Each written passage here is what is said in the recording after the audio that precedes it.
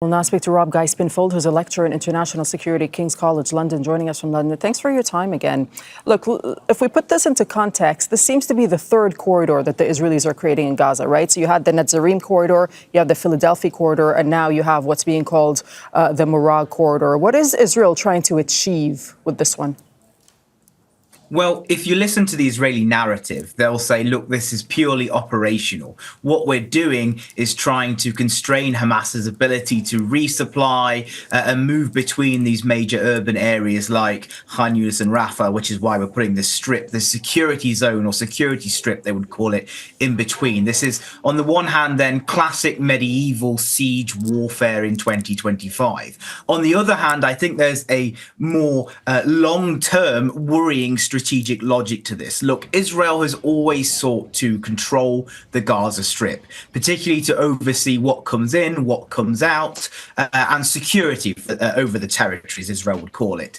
But they also don't want to rule over Palestinians. They don't want to be in the heart of those urban Palestinian areas, not out of the goodness of their heart, but because they see that this would be a security and political headache for Israel. So they've always sought to control Gaza and Gaza's population from afar, which is exactly what this new corridor, the Morag Corridor, is seeking to do. It's doing, as you say, Doreen, exactly the same as the Philadelphia Corridor, exactly the same as the Netzarim Corridor in the north. And these corridors, Morag and Netzarim, are named after two Israeli settlements. The settlements didn't appear there randomly. They were put there specifically for this purpose, to cut off Gaza's urban areas and to give Israel that ability to squeeze the territory when and if it desires. So I think there is a long-term game here beyond simply operational considerations, and that is what we should be worried about. Okay, just a moment, Rob, because we'll look at the Morag Corridor in a little bit more detail. So what it does, it effectively splits southern Gaza into two, and it runs between Khan Yunis and Rafah. It's not the only barrier that Israeli forces have created in this strip. As you've been hearing, the so-called Netzarim corridor in the north has been a flashpoint in recent weeks. So, Rob, just to pick up on what you were saying, is this an attempt to kind of shift the military battle, or, according to some in the Israeli media, like Israeli Channel 12, who's reporting that this separation is part of the military's plan to implement U.S. President Donald Trump's proposal of removing Palestinians and forcibly expelling them from the Gaza Strip?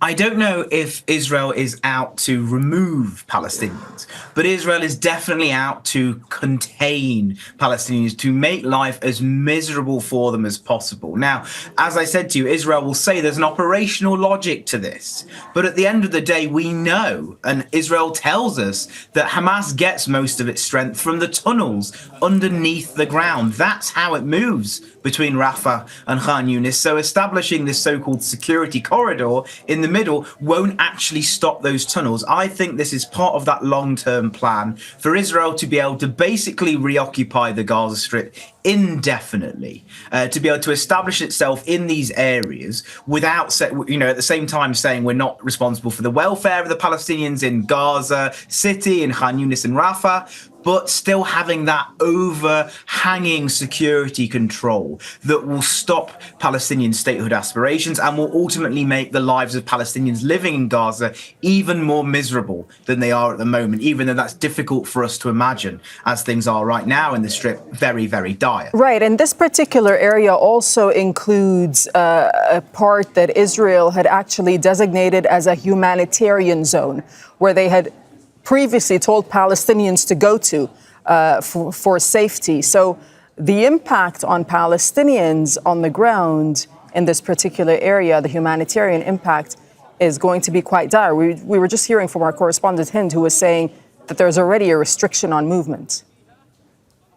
Look, there's a restriction on movement. There's a restriction on aid and goods. Nothing has been coming into Gaza for a very, very long time now, even when the so-called ceasefire was in effect. So, as I said before, this is medieval siege warfare at the end of the day, just from an operational standpoint. And what does medieval siege warfare seek to do? To starve the enemy into submission, to deprive their civilian population of everything they need for their everyday well-being. In the hope, and I think there is a longer plan here, in the hope that they will either leave or they will put pressure on Hamas to basically end the war and capitulate on Israel's terms. This is what Israel has done in Lebanon. It's what it's done in Gaza and the West Bank, basically hoping that if it squeezes a civilian population enough, that will create political pressure on Israel's adversaries to offer concessions. It hasn't worked before, but that doesn't stop Israel trying it again and again and again. Path dependency is a very dangerous thing, particularly when we're talking about people's lives in the Gaza Strip.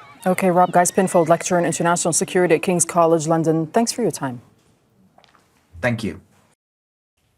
Make sure to subscribe to our channel to get the latest news from Al Jazeera.